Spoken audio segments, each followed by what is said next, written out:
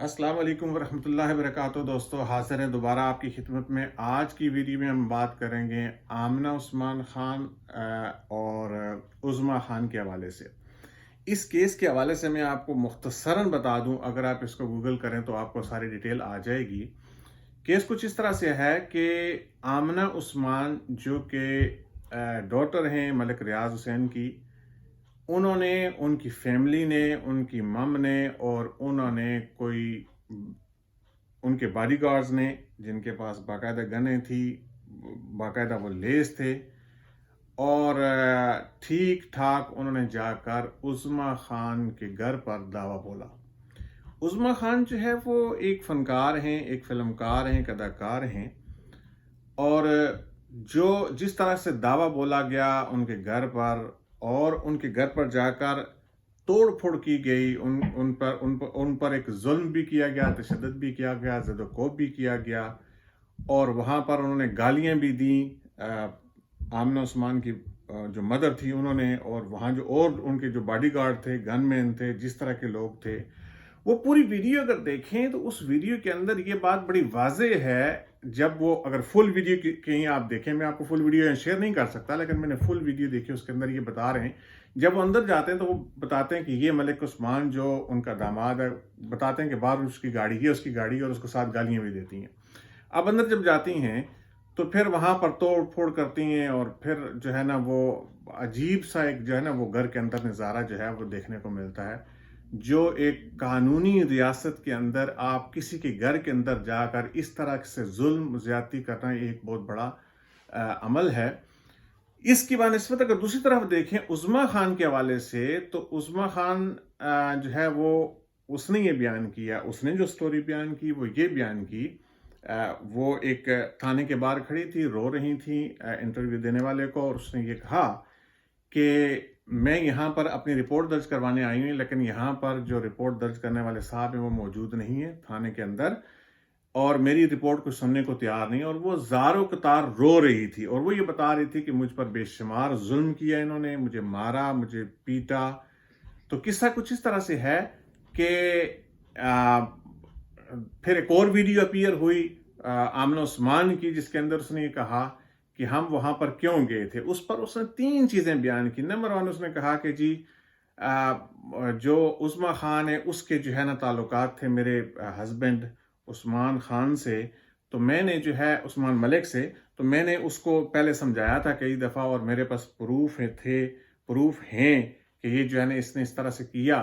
तो सबसे पहला यहाँ जो सवाल ये बनता है, अगर आपके पास वो प्रूफ हैं या थे तो आप वो मीडिया के सामने रख दें। जब आपके पास प्रूफ होते हैं तो आप मीडिया के सामने, सोशल मीडिया के सामने आप रखें, तो बात सीधी की सीधी सामने आ जाती है। दूसरी बात उन्होंने कही, जी मैं मलिक उस्मान को हमने छोड़ दिया, यानी उन्होंने कहा कि मैंने उसको फारिग कर दिया। ये जो आमना उस्मान है, मलिक उस्मान की बेगम, वो कहती है कि आज से मेरी तरफ से फारिग है। जब आपने उसको फारिग कर दिया था तो फिर आपको उज़्मा खान के घर जाकर तोड़ फोड़ करना, दहशत गर्दी करना, गुंडागर्दी करना किस कानून के तहत आपने किया? उसके बाद एक और बात उन्होंने कही जी कि वो मेरा दूसरा घर है, जहां पर हमने तोड़ फोड़ की, जहां पर हमने दहशत गर्दी की, जहां पर हमने गुंडागर्दी की, जहां पर हमने बदमाशी की, वो आमना उस्मान कहती है कि वो मेरा दूसरा घर है, यानी वो मेरे शोहर का दूसरा घर है। सवाल ये है कि अपने घर में इस तरह से कोई दहशत गर्दी करता है, इस तरह से कोई गुंडागर्दी करता है? कत्ल नहीं करता। अपने घर की चीजें इस तरह से नहीं तोड़ी जाती। तो देखें, वीडियो अपीयर होकर आमना उस्मान ने अपने ज़ाती तौर पर बड़ी सफाई दी। उन्होंने ये भी कहा कि मेरा 11 साल बच्चा है, और मैं अपने इस ताल्लुक को, अपने हस्बैंड के ताल्लुक को बचाना चाहती थी, और मैंने इन उज़्मा खान को कई दफ़ा मना किया कि आप इस तरह से मेरे हस्बैंड का पीछा छोड़ दें।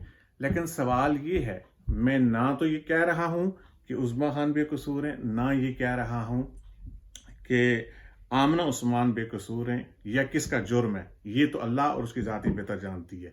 कसूर दोनों तरफ से ज़रूर होगा, लेकिन सवाल यह है कि अगर अवाम को देखें तो वो सारा का सारा इस वक्त जितना भी मीडिया है, कोई जो मेन स्ट्रीम मीडिया इस हवाले से कोई बात नहीं कर रहा, क्योंकि वहाँ मलिक रियाज साहब के पैसे लगे हुए हैं, इसलिए उनके खिलाफ किसी किस्म की कोई खबर नहीं चल सकती।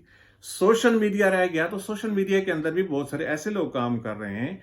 देखने में ये आया है کہ وہ بجائے اس کیس پر سارا فوکس کرنے کے بجائے کہ اس کیس کے اندر ہوا کیا ہے اس کو ہائی لائٹ کریں اور اس کیس کے اندر یہ ثابت کریں کہ جرم کون ہے، مجرم کون ہے، قصور کس کا ہے، اس پر بات کریں۔ وہ عظمیٰ خان کی پیاری پرانی جو تصویریں ہیں اس کے حوالے سے بات کر رہے ہیں کہ جی یہ فلان لاہور سے ہے تو فلان جگہ سے ہے، تو یہ پرانی جو ہے اس طرح سے گناہ گار تھی، تو اس طرح کی باتیں جو ہے کی جا رہی ہیں۔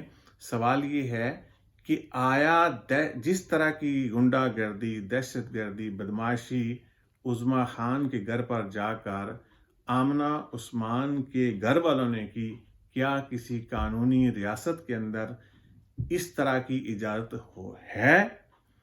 آخر وہ کب وقت آئے گا کہ اس ملک کے اندر طاقتور جو ہے وہ اپنا حساب کتاب خود لے لیتا ہے، طاقتور جو ہے وہ اپنا بدلہ خود لے لیتا ہے، طاقتور جو ہے وہ قانون کو بھی اپنے ہاتھ میں لے لیتا ہے، طاقتور جو ہے وہ قانون کو بھی استعمال کرتا ہے۔ لیکن جو غریب ہے، جو مسکین ہے، جو معذور ہے، جس کا کوئی والی وارث نہیں، اس کی والی وارث ریاست ہوتی ہے، وہ کب وقت آئے گا جب قانون کے ادارے متحرک ہو گئے ہیں اور لوگوں کو قانون کے مطابق انصاف ملے گا؟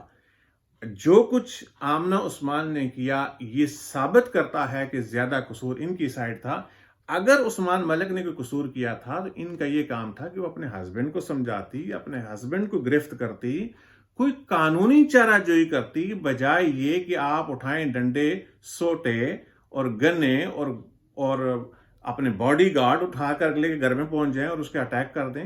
یہ سراسر ظلم اور زیادتی ہے۔ اس حوالے سے میری چیف جسٹس آف پاکستان سے اپیل ہے کہ وہ اس کیس کا سو موتو لیں، اور اگر وہاں پر نام لیا گیا فوج کا، جو آمنہ عثمان کی والدہ تھی وہ کہہ رہی تھی کہ بلاؤ ISI کو، یہ کون سے لوگ ہیں جو ISI کو بھی بدنام کر رہے ہیں؟ او بھائی ISI کوئی تمہارے ٹھیکے پہ لگی ہوئی ہے کہ ISI آئے گی اور اس معاملے کو حل کرے گی؟ انتہائی شرمفل بات ہے۔ اس کیس کا اگر فیصلہ نہ ہوا، اس وقت ہزاروں ایسے کیس ہیں جن کا فیصلہ نہیں ہو رہا، جہاں مظلوم پس رہا ہے اور ظلم کرنے والا ہمیشہ بری ہو جاتا ہے، ہمیشہ سائڈ پر ہو جاتا ہے۔ یہ پاکستان اس لیے بنا تھا، اس کو اس لیے مدینے کی ریاست کہا گیا تھا کہ جہاں پر ہر ظلم کرنے والے کے خلاف کارروائی ہوگی اور مظلوم کو انصاف ملے گا۔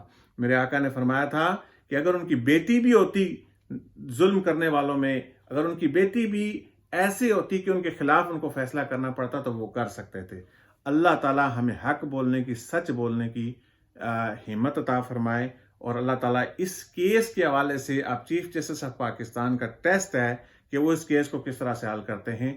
آپ اپنی حق کی آواز، اپنے حق کے کمنٹ اس ویڈیو کی صورت میں دیں، اس ویڈیو کو شیئر کریں، لائک کریں۔ اللہ تعالیٰ آپ کو جزا دے، تو بہت جلد دوبارہ ملاقات ہوگی۔ اللہ حافظ۔